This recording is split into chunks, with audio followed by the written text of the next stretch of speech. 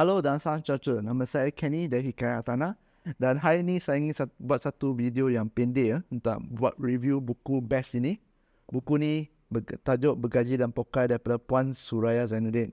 Jika anda tak tahu, Puan Suraya sebenarnya adalah seorang blogger yang popular yang merupakan pengasas blog Ringgit di mana beliau berkongsi tentang mengurus kewangan, terutamanya kewangan sendiri, apa yang beliau buat, apa yang beliau belanjakan, dan beliau juga adalah penulis buku ini dan beberapa buku yang lain. Tapi buku ni saya rasa anda, terutamanya kalau baru belajar, baru keluar universiti, tak tahu mana nak mula, anda perlu dan wajib dapatkan buku ni. Kenapa ya? Saya sebenarnya dah baca banyak buku yang berusahakan mengurus kewangan, sebab saya pun minat ya kewangan dan pelaburan ini. Saya banyak baca buku bahasa Inggeris dan mereka biasanya datang daripada Amerika Syarikat yang buku lama, buku baru, semua biasanya datang dari Amerika Syarikat. Saya dapatikan kadang-kadang contoh-contoh yang diberikan hanya sesuai untuk mereka di sana saja, sebab kita mempunyai budaya yang berbeza, sistem cukai yang berbeza, pilihan yang berbeza dari segi instrumen pelaburan. Kami tak ada banyak benda yang mereka ada, okey? Dan mereka juga tak ada banyak benda yang kita ada lah, okey? Jadi saya rasa buku ini memang praktikal dan sesuai untuk kegunaan kami di sini, tempatan, terutamanya bagi yang anda yang makan gaji kat luar. Tak tahu mana nak mula, tak melabur tapi tak tahu nak mula. Saya suka daripada langkah-langkah yang diberikan memang sangat padat, pendek dan tepat. Okey? Ada 5 langkah yang diberikan. Yang pertama, 5 langkah buatkan wang kecemasan anda, simpanan kecemasan dan simpanan kecemasan untuk apa sebelum melabur. Itu adalah satu yang sangat-sangat asas dan saya rasa tidak ditekankan. Ada sedikit kecemasan, wang kecemasan, dan beli insurans baru melabur. Okey, apa yang saya tak terangkan tadi adalah daripada bab kedua buku ini. Buku ni ada 4 bab. Dan satu lagi saya suka tentang buku ni. Buku ni macam cakap dengan kawan lah. Biasanya kalau anda baca buku berusaha ilmiah ni, kadang-kadang ni rasa kena letih pula. Macam kena cakap mereka ke atas, cakap ke bawah kita. Okey, macam memandang rendah kita sebab mereka sudah sampai, mereka sudah kaya, jadi memandang rendah. Itu yang saya rasa lah kadang-kadang. Sebab tu bila baca buku tu kadang-kadang saya rasa tak syok lah, terus buang. tak nak ikut langsung. Tapi buku yang Puan Suraya ni tulis macam bercakap dengan kawan lah. Di mana saya suka ialah bab satu, dia satu ni jenis nasihat kewangan yang tidak membantu. Saya pun rasa kita sebagai masyarakat banyak buat ni. Saya sendiri pun buat kesilapan ni. Kadang-kadang kita pergi ke kawan yang mungkin baru hilang wang ke scammer, ke cakap, dah baru cakap dengan you, jangan masuk, itu adalah scam, tak nak masuk. Adakah itu membantu? Tidak kan?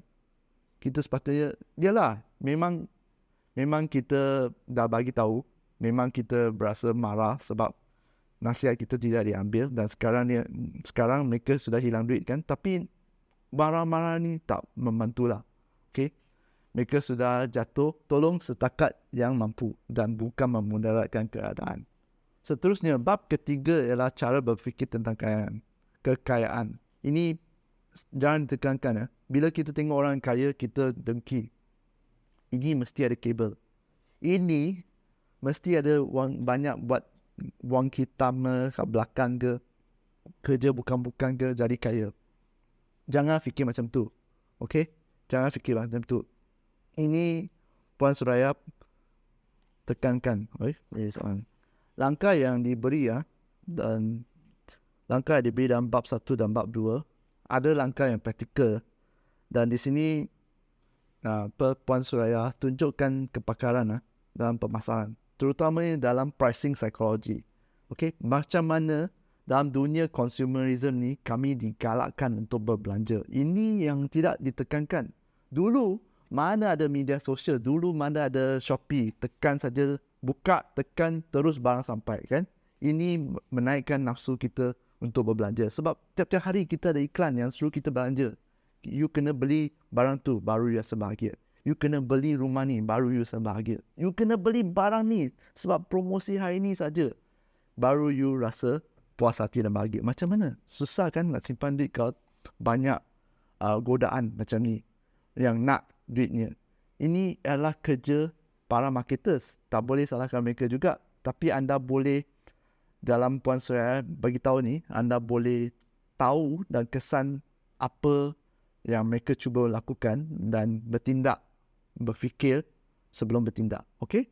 Bukan hanya ikut nafsu saja. Dan Puan Suraya juga ada tekankan ke sini, anda kalau dalam gaji kecil pun dan susah pun, anda perlu ingat itu adalah sementara dan bukan selama-lamanya. Bukan selama-lamanya, hanya sementara. Okey?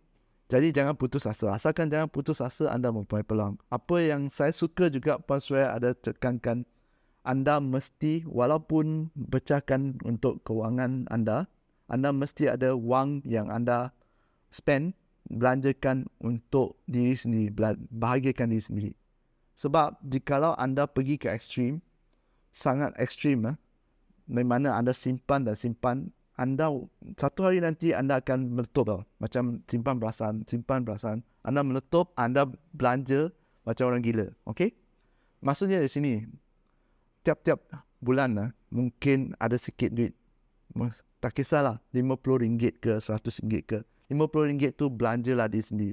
Belanjalah ganjaran untuk diri sendiri. Pergi makan besar. 1 bulan sekali. Itu cukup. Okey? Jangan semua cuba nak simpan. Anda takkan tahan. Sebab memang susah. Susahkan diri sendiri. Yang bab ketiga, Puan Suraya ada cakap tentang cara berfikir tentang kekayaan. Bila kita fikir perkataan kaya, kita selalu fikir tentang materialistik kan. Duit. Maksudnya kaya tentang duit. Kaya dengan duit, maaf. Tapi sebenarnya kaya ni ada banyak definisi. Kaya dengan masa juga kaya. Anda boleh buat apa saja dengan masa anda. Okey? Kaya dengan kesayangan dan ahli keluarga yang anda. Kaya juga. Hari ni anda ada satu bilik untuk tinggal. Anda kaya juga berbanding dengan orang yang tak ada rumah langsung. Okey? Berbanding orang yang tak ada berkaki ayam. Anda ada kasut. Anda kaya juga. Jadi mindset tu kena ubah. Kekayaan ni ada banyak jenis. Kaya dengan kawan yang setia membantu anda apabila anda dalam kesusahan. Okay? Kaya dalam keluarga. Anda tahulah apa yang saya nak cakap. Dan satu lagi yang kami sering ketekankan atau kita selalu mengadukan, gaji saya kecil. Macam mana jadi kaya? Anda kaya mula dengan gaji kecil. Bukan terus kaya. Okay? Lain lah kalau anda lahir kaya. Itu lain cerita. Tapi kebanyakan daripada kita mula dengan gaji kecil saja. Jadi anda kena ubah mindset tu. Ubah cara berfikir. Gaji kecil pun boleh jadi kaya. Cuma kaya bila saja. Lagi satu ialah, perlukah anda kena kaya dulu baru gembira? Atau dalam perjalanan anda gembira jadi anda kaya? Itu anda kena fikir. Okay? Bukan anda dapatkan sesuatu kekayaan tu baru anda bahagia, anda gembira. Tidak boleh macam tu. Anda akan jadi seorang yang sangat sengsara lah. Jadi seorang manusia. Okey? Dan bab keempat ialah bab yang dinanti-nantikan. Tapi Puan Suraya, olahan dia sangat baik. Dia build up dia daripada bab 1, 2, 3 dan 4. Baru sentuh pasal pelaburan. Sebab Puan Suraya nak buat satu foundation yang kukuh untuk kita. Asas yang kukuh. Okey? Jadi apa pelaburan, apa kerangka fikir? Kerangka fikir ni adalah falsafah anda. Puan Suraya ada kongsikan yang biasa kita tengok daripada selebriti ke. Rami Sethi di sini, Rami Sethi, dan Puan Suraya sendiri ada kerangka fikiran yang Puan Suraya kongsikan.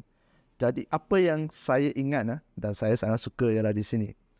Katakan anda diberi satu peluang macam sangat risiko tinggi mungkin kripto ke apa. Kalau anda tak ambil, kawan kata, ini boleh naik sampai 100 kali, 1000 kali. Boleh. Tapi ambil risiko, ikut kemampuan. Mungkin terus cakap tak boleh kan? Anda mesti akan, Tak apalah saya nak buat. Puan Suraya faham tak boleh cakap tak boleh. Kena cakap okey, tapi buatkan, nak buat juga ambil risiko yang sedikit. Yang risiko ni kalau duit tu hilang atau duit tu hangus, biarlah. Tak kena tak menjejaskan kualiti kehidupan anda. Apa maksudnya di sini? Puan Suraya sarankan kalau anda nak ambil risiko yang tinggi juga, ambil daripada 1% hingga 10% wang yang anda ada. Katakan anda ada 1,000 dan kawan ajak, masuklah kripto. Mungkin 1% daripada 1,000 atau 10% daripada 1,000, 10% daripada 1,000. Maksudnya RM100 adalah maksimum yang anda sanggup hilang untuk risiko ini. Lebih daripada itu, jangan buat. Okey? Jangan buat. Itu yang saya ingat lah. Saya ingat. Dan saya rasa ialah satu nasihat yang kena dengan zaman sekarang. Anda boleh baca buku ni dan buat kerangka fikir sendiri berdasarkan kehidupan anda sendiri. Sebab tu dipanggil kewangan peribadi, bukan kewangan umum. Okey? Kewangan peribadi ialah untuk plan yang untuk anda sahaja. Anda yang boleh ikut. Okey? Bukan ikut semua orang, bukan ikut Puan Suraya dan bukan ikut orang yang anda lihat di YouTube atau dengar di social media. Anda saja yang tahu. Okey? Sekali itu yang saya ingin bagi review. Tak silap panjang pula. Buku ni memang bagus lah. Kalau nak beli buku ini, saya ada tinggalkan link di bawah. Link di Lazada, Shopee. Boleh beli buku ini dan baca. Saya jamin anda akan belajar sesuatu. Okey? Dan kepada yang belum subscribe pada channel saya, boleh tekan subscribe di bawah untuk banyak konten seperti ini. Saya biasanya berkongsi dalam bahasa Inggeris tentang kewangan, tentang hartanah dan loan. Okey. Kalau business owner, anda nampak video ini, nak apply loan, boleh je. Tak ada masalah. Saya ada tinggalkan link di bawah untuk apply loan ya. Okeylah, dah cakap banyak sangat dah. Nah, ini ialah Kenny daripada Hikayat Hartanah. Sekian saja. Kita jumpa lagi di video yang akan datang. Bye-bye.